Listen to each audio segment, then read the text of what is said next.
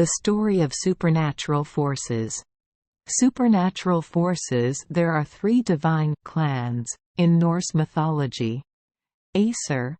This is the largest divine clan, including members such as Odin, Frigg, Thor, Balder and Tyr.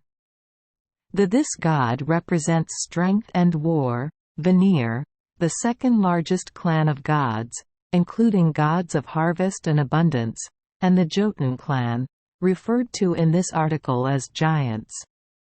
The difference between the Aesir and Vanir clans, collectively known as the gods, is only relative.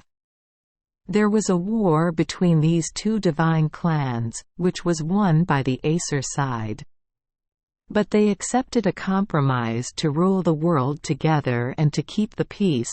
The two sides exchanged hostages and there were marriages between members of the two clans. Some gods belong to both places. Some scholars speculate that this story reflects the dominance of the gods of the invading Indo-Europeans over the gods of the native peoples.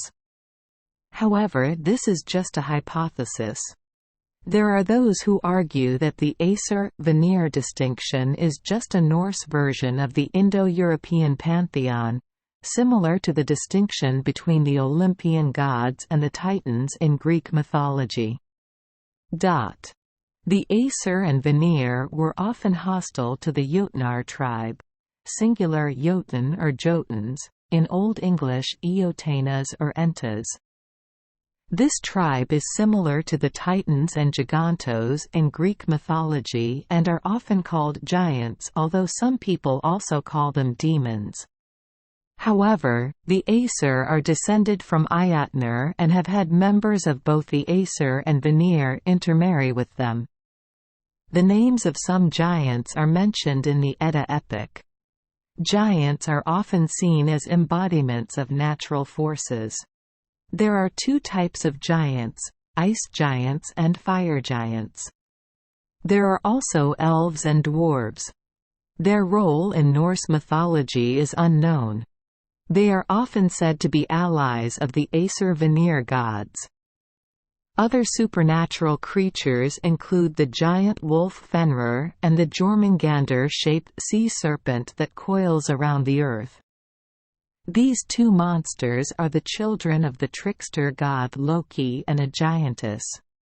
There are also two crows, Hugin and Munin, meaning thought and memory, who help Odin, the leader of the gods, understand the world situation, and the squirrel Ratatosk runs on the branches of the tree. The world of Yggdrasil at the center of the universe. Like other polytheistic religions, in Norse mythology there is no good-evil confrontation like in Middle Eastern beliefs.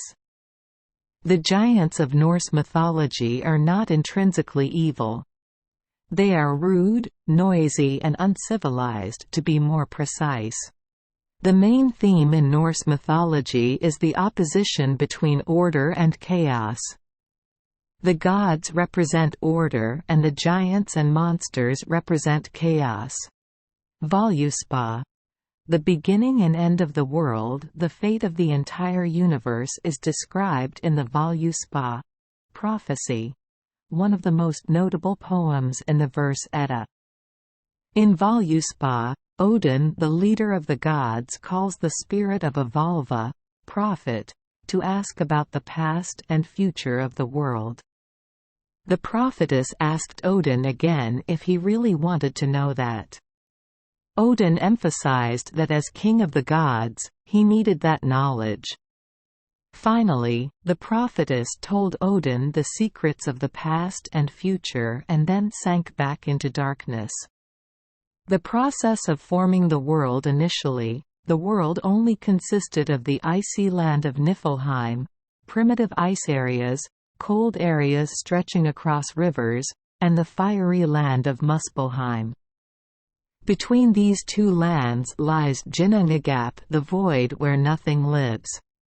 In Ginnungagap, Muspelheim's fire transformed Niflheim's ice into the first giant Ymir and the giant bull Auumbla.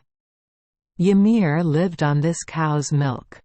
The ice-licking bull Audumbla made the first god Buri father of Bor, and Bor was the father of the first three Aesir: Odin, Vili and Ve. Ymir is both male and female. From Ymir the giant race was born. Then Bor's children Odin, Vili and Ve killed Ymir and used Ymir's body to build the world. The gods regulate the cycle of day and night as well as the seasons. Sol, daughter of Mundilfari and wife of Glen, was the sun goddess. Every day the god travels across the sky on a chariot pulled by two horses, Alsvid and Arvak. The path of the sun is commonly known as Alfragil, glory of the elf. Sol is constantly chased by Skoll, another name for Fenrir. The eclipse is a sign that Skoll is close to capturing Sol. According to prophecy, the sun god Sol will eventually be caught up and eaten by Skoll. However, I will be replaced by my daughter. Sol's brother, the moon god Mani, was also chased by another wolf named Hati. The earth is protected from the full heat of the sun thanks to Svalin standing between Sol and the ground. In Norse beliefs, light does not radiate from the sun god but from the manes of the god's two chariot horses, Alsvid and Arvak. The first humans Ask and Embla were carved from wood and given life by the gods Odin, Honor, Vili, and Loder, Ve. The prophetess also describes the world tree Yggdrasil and the goddesses of fate, also called Norn, named Urd, Verdandi and Skuld, referring to the past, present and future, who sit spinning the threads of fate in its shadow.